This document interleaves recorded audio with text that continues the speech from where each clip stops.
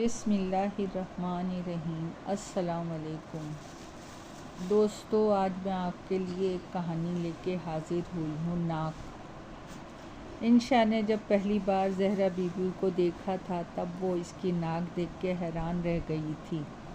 حالانکہ اس طرح گھور گھور کے دیکھنے پہ ماں سے ڈانٹ بھی پڑی تھی، مگر وہ کیا کرتی، بچی تھی معصوم، جو دل میں وہ چہرے پہ زہرا بی بی کی ناک کی درمیانی ہڈی غائب تھی، یعنی ان کا بس ایک ہی نتنا تھا جس کی وجہ سے ان کا چہرہ عجیب سا لگتا تھا۔ انشا نے ماں سے ایک بار پوچھنے کی کوشش کی، مگر ایسی جھاڑ پڑی کہ اس کے بعد پھر کبھی ہمت نہ ہوئی۔ انشا جس گاؤں میں رہتی تھی وہاں پر ان کا گھرانہ بڑے معزز لوگوں میں شمار ہوتا تھا، جبکہ ان کے گھر کے پیچھے والا علاقہ کم حیثیت لوگوں پر مبنی تھا۔ وہ سب مختلف ذات، برادری اور عجیب و غریب کماشکے والے لوگ تھے۔ انشا کے خاندان سے کسی لڑکی کو اپنی دیوار پار کر کے جانے کی اجازت نہ تھی، اس لیے اس کی چھوٹی دو پھوپھیاں اور ایک پھوپھا زاد سارا دن سنگھار کیے، لہنگا غرارے پہنے اپنے گھر ہی میں گھومتی رہتی تھیں۔ دیوار کے درمیان میں ایک چھوٹا سا دروازہ لگا ہوا تھا جہاں سے گاؤں کے لوگ ان کے گھر شام کو تندور میں روٹیاں لگانے آتے تھے۔ جنت بی بی کافی فراخ دل خاتون تھی۔ انشا کی ماں کی بطور معلمہ اس گاؤں میں بہت عزت تھی۔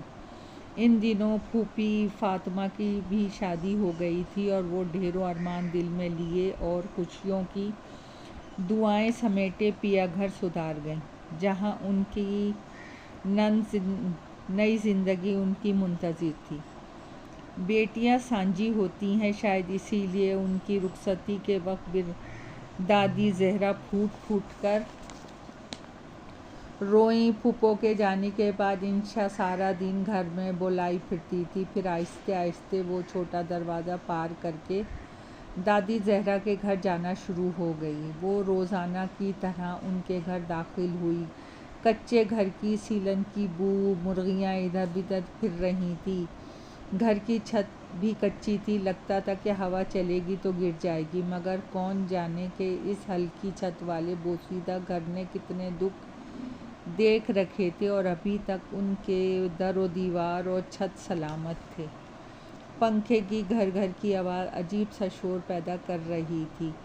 گھر کا دروازہ بند تھا، سارا کمرہ اندھیرے میں ڈوبا ہوا تھا۔ کتنی بار کہا ہے انشا بی بی یہاں نہ آیا کرو، اے بی بی ہم لوگوں کے گھروں میں تمہارے گھر کی لڑکیاں نہیں آیا کرتیں۔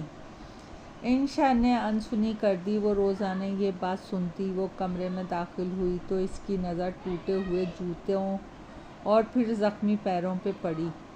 وہ فطرتاً ہمدرد طبیعت کی مالک تھی، مگر دادی زہرا کے لیے اس کے دل میں کشش سی محسوس ہوئی تھی۔ اس نے خاموشی سے وہ جوتے رکھے جو وہ اپنی ماں کے اٹھا کے لائی تھی۔ دادی آپ کو پتہ ہے نا کہ میں نے یہاں آنا بھی ہوتا ہے۔ انشا نے بغیر کہے ان کو گھڑے سے پانی کا کٹورا بھر کے دیا اور کھڑے ہو کر نلکے سے بھر دیا۔ دادی آپ کو تو بخار ہے، دوائی لی آپ نے؟ انشا نے پریشانی سے پوچھا۔ میں نے دم کیا ہے، فرق پڑ جائے گا، وہ لاپرواہی سے بولی۔ انشا انسنی کرتے ہوئے واپس چلی گئی۔ جب وہ آئی تو اس کے ہاتھ میں دوائی تھی جو اپنے تایا سے اپنے بخار کا کہہ کے لائی تھی۔ اس کی ان باتوں کی اب زہرا بی بی کو عادت ہو چلی تھی۔ دادی زہرا ہر وقت اپنی بھویں اور سر کے بالوں کو نوچتی رہتی تھیں۔ ان کے دو بیٹے تھے، ایک بیٹا کسی نے قتل کر دیا اور دوسرا ناراض ہو کے گھر چھوڑ کے چلا گیا۔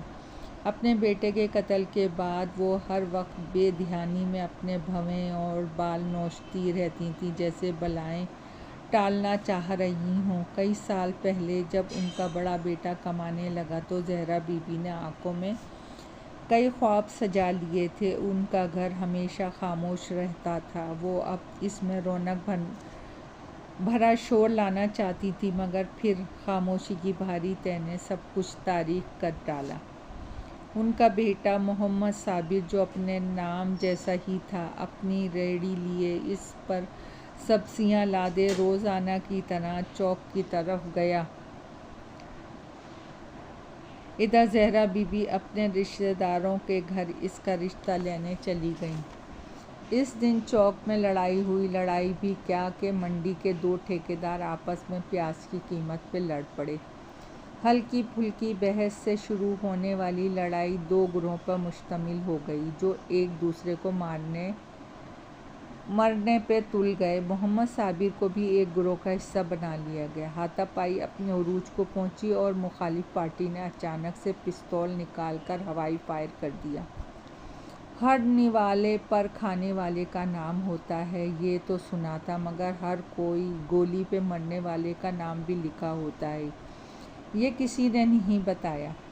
جس لمحے زہرا بی بی نے رشتے کی ہاں پر دعا کے لیے ہاتھ اٹھائے، ادھر ان کا بیٹا ایک جان لیوا ظالم گولی کا شکار ہو گیا۔